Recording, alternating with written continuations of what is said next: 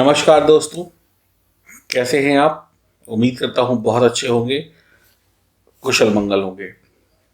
जैसा कि हमारे मन में एक प्रश्न आजकल बहुत उठ रहा है कि आगे आने वाला वक्त कैसा होगा।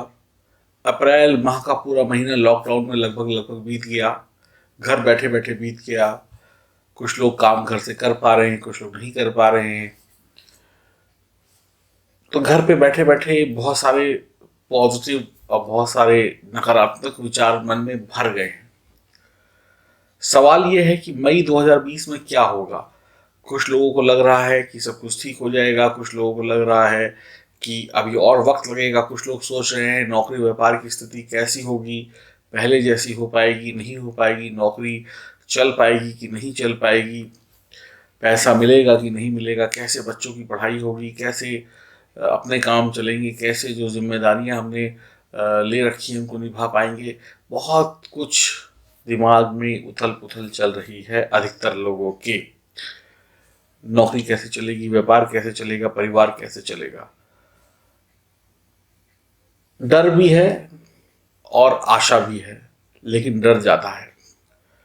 अब ये आपदा आई, इसको प्राकृतिक कहें, जो भी नाम देना है आप उसको दे सकते हैं। हम सब इसका मिलकर सामना कर रहे हैं, अच्छे से कर रहे हैं। जल्द ही हम इन सब से निकल के आगे बढ़ेंगे, ईश्वर से प्रार्थना है।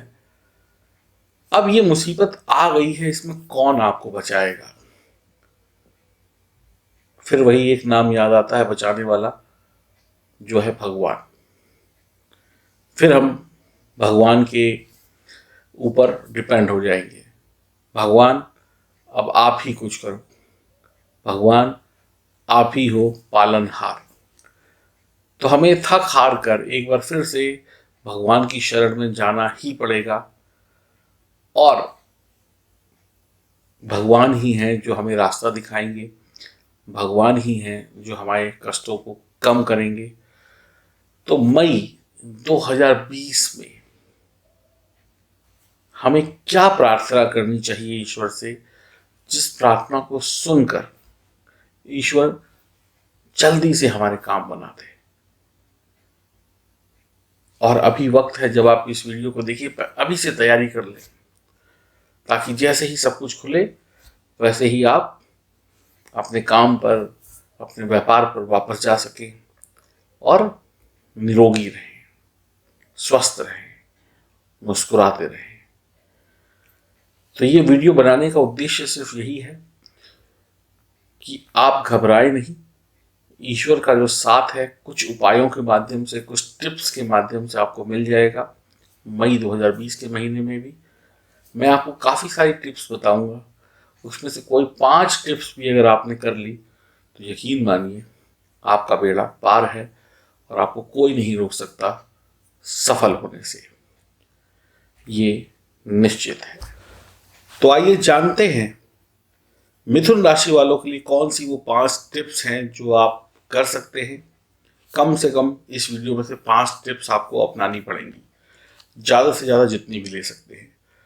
तो मिथुन राशि वालों के लिए मई 2020 को शानदार बनाने के लिए, ईश्वर को प्रसन्न करने के लिए क्या कर सकते हैं हम, आइए शुभारंभ करते हैं।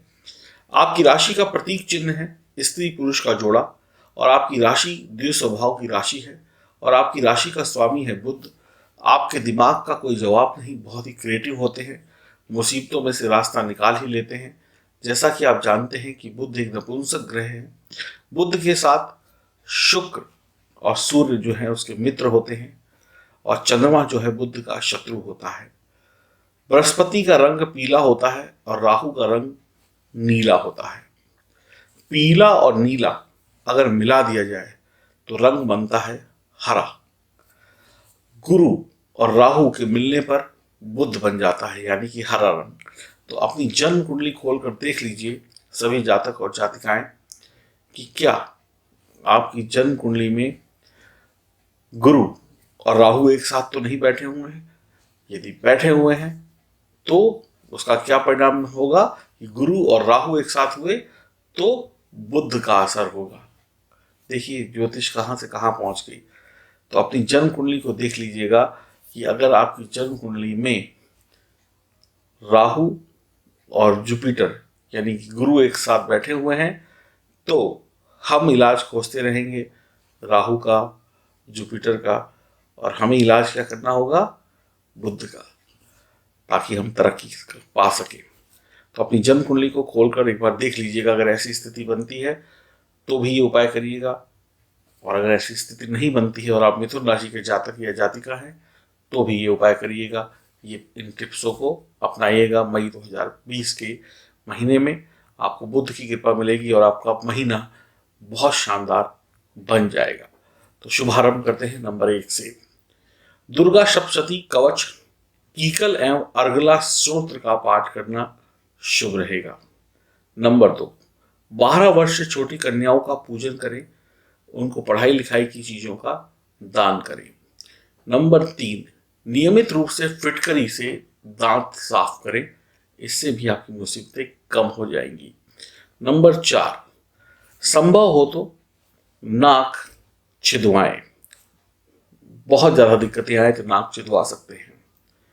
नंबर 5, पन्ना रत्न धारण करना अच्छा रहेगा। नंबर 6, गणेश जी की आराधना करना अच्छा रहेगा। नंबर 7, चांदी के सिक्के में छेद करके पानी में बहाना अच्छा रहेगा।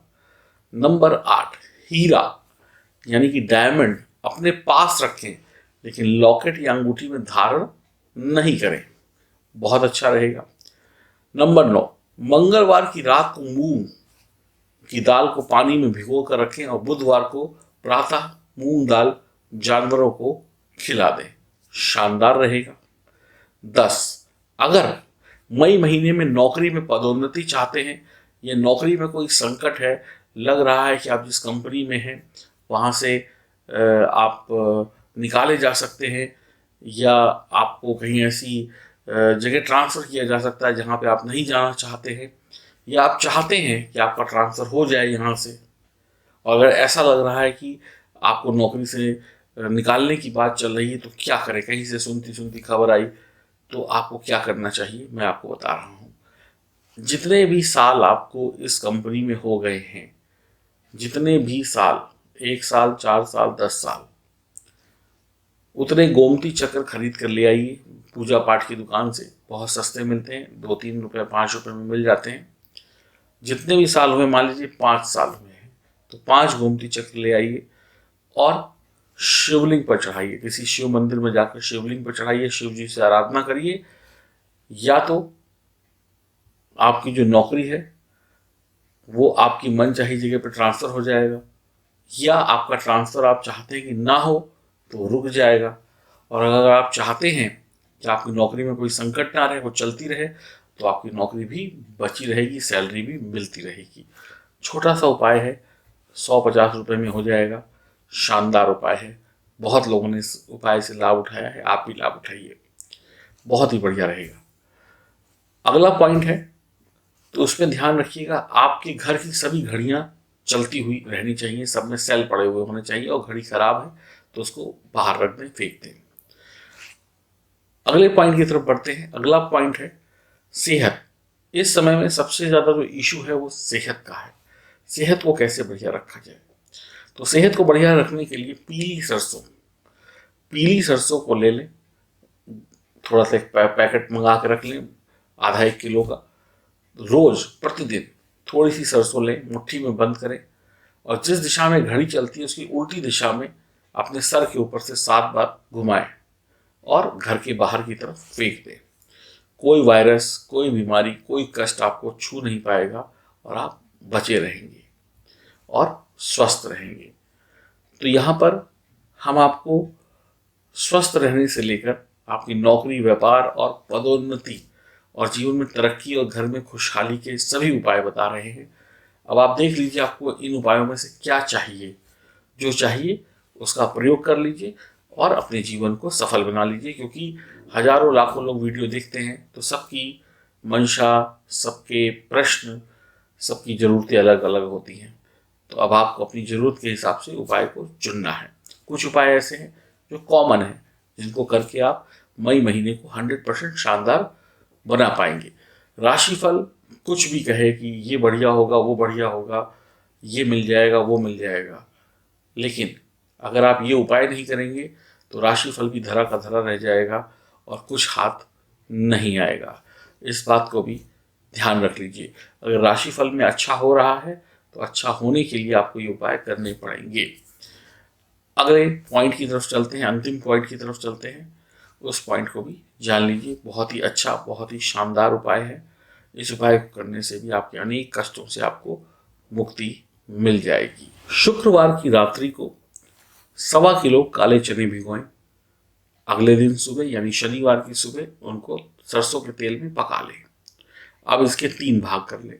पहला भाग घोड़े को, घोड़ा नहीं मिलता है तो भैंसा मिल जाएगा, उसको खिला दें। दूसरा भाग जो है वो आप किसी कुष्ठ रोगी को दे दें। घर के आसपास कोई कुष्ठ आश्रम होगा, वहां जाकर दे दें।